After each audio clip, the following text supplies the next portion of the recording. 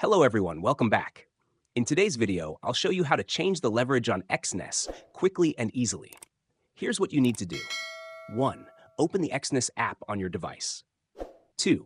Navigate to your account and tap on Details. 3. Once there, click on Settings located at the top. 4. Select Maximum Leverage from the options.